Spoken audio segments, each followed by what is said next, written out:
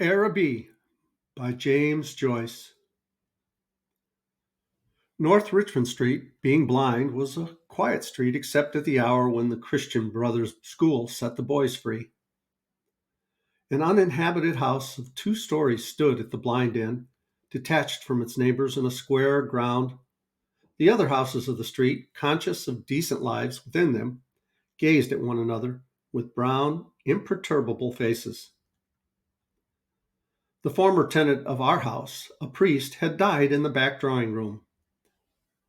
Air, musty from having been long enclosed, hung in all the rooms, and the waste room behind the kitchen was littered with old useless papers. Among these I found a few paper-covered books, the pages of which were curled and damp.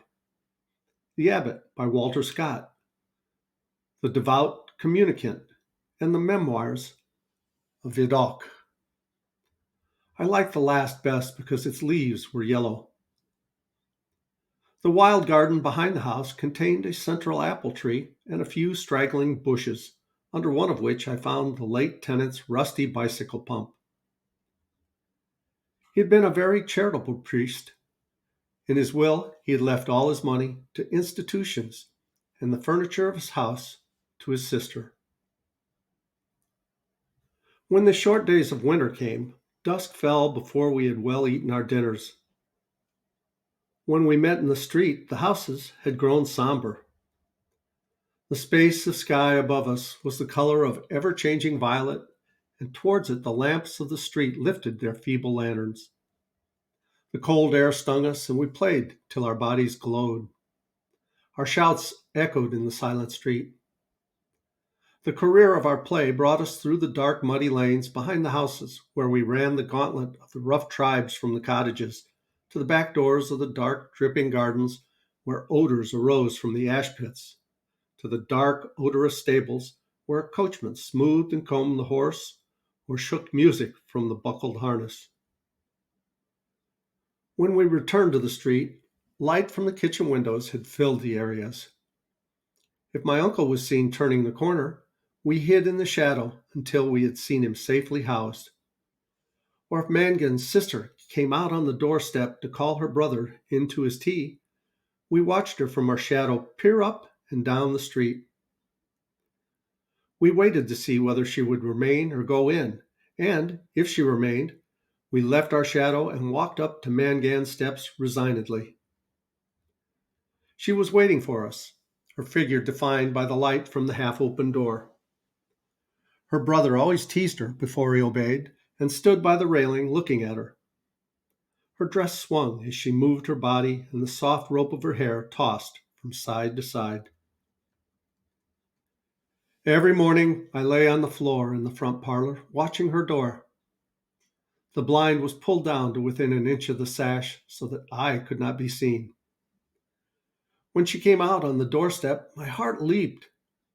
I ran to the hall, seized my books, and followed her. I kept her brown figure always in my eye, and, when we came near the point at which our ways diverged, I quickened my pace and passed her.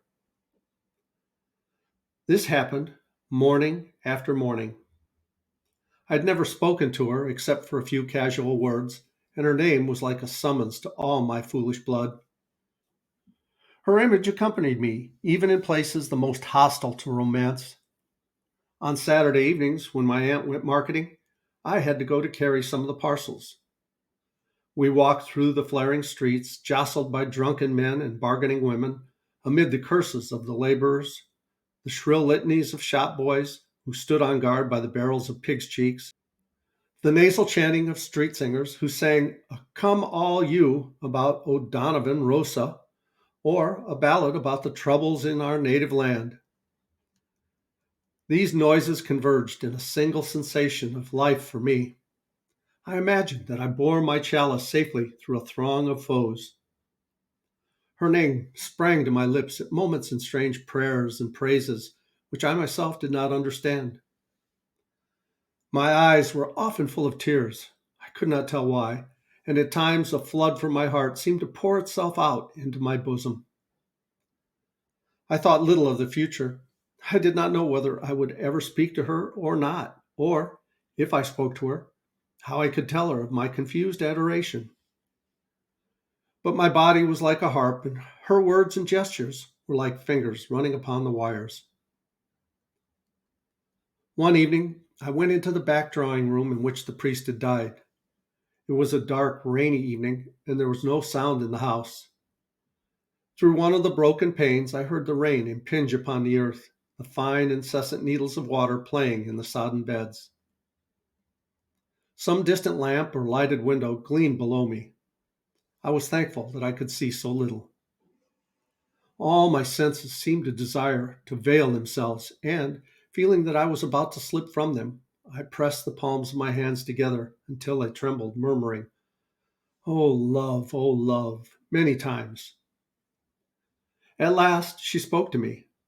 When she addressed the first words to me, I was so confused that I did not know what to answer. She asked me if I was going to Araby. I forgot whether I answered yes or no. It would be a splendid bazaar, she said. She would love to go. And why can't you? I asked. While she spoke, she turned a silver bracelet round and round her wrist. She could not go, she said, because there would be a retreat that week in her convent. Her brother and two other boys were fighting for their caps, and I was alone at the railings. She held one of the spikes, bowing her head toward me. The light from the lamp opposite our door caught the white curve of her neck, lit up her hair that rested there, and, falling, lit up the hand upon the railing. It fell over one side of her dress and caught the white border of a petticoat, just visible as she stood at ease. It's well for you, she said. If I go, I said, I'll bring you something. What innumerable follies laid waste my waking and sleeping thoughts after that evening. I wished to annihilate the tedious intervening days. I chafed against the work of school. At night in my bedroom and by day in the classroom, her image came between me and the page I strove to read. The syllables of the word Araby were called to me through the silence in which my soul luxuriated and cast an Eastern enchantment over me. I asked for leave to go to the bazaar on Saturday night. My aunt was surprised and hoped it was not some Freemason affair. I answered few questions in class. I watched my master's face pass from amiability to sternness. He hoped I was not beginning to idle. I could not call my wandering thoughts together. I had hardly any patience with the serious work of life, which, now that it stood between me and my desire, seemed to me child's play, ugly, monotonous child's play. On Saturday morning, I reminded my uncle that I wished to go to the bazaar in the evening. He was fussing at the hall stand, looking for the hat brush, and answered me curtly, Yes, boy, I know. As he was in the hall, I could not go into the front parlor and lie at the window. I left the house in bad humor and walked slowly toward the school. The air was piteously raw, and already my heart misgave me. When I came home to dinner, my uncle had not yet been home. Still, it was early. I sat staring at the clock for some time, and, when its ticking began to irritate me, I left the room. I mounted the staircase and gained the upper part of the house. The high, cold, empty, gloomy rooms liberated me, and I went from room to room singing. From the front window, I saw my companions playing below in the street. Their cries reached me, weakened and indistinct, and leaning my forehead against the cool glass, I looked over at the dark house where she lived. I may have stood there for an hour, seeing nothing but the brown-clad figure cast by my imagination, touched discreetly by the lamplight at the curved neck, at the hand upon the railing, and at the border below the dress. When I came downstairs again, I found Mrs. Mercer sitting at the fire. She was an old, garrulous woman, a pawnbroker's widow, who collected used stamps for some pious purpose. I had to endure the gossip of the tea table. The meal was prolonged beyond an hour, and still my uncle did not come. Mrs. Mercer stood up to go. She was sorry she couldn't wait any longer, but it was after 8 o'clock. She did not like to be out late, as the night air was bad for her. When she was gone, I began to walk up and down the room, clenching my fists. My aunt said, I'm afraid you may have to put off your bazaar for this night of our Lord. At 9 o'clock, I heard my uncle's latchkey in the hall door. I heard him talking to himself and heard the hall stand rocking when it had received the weight of his overcoat. I could interpret these signs. When he was midway through his dinner, I asked him to give me the money to go to the bazaar. He had forgotten. The people are in bed and after their first sleep now, he said. I did not smile.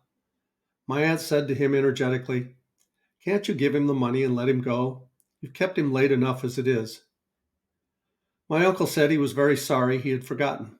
He said he believed in the old saying, "All work and no play makes Jack a dull boy."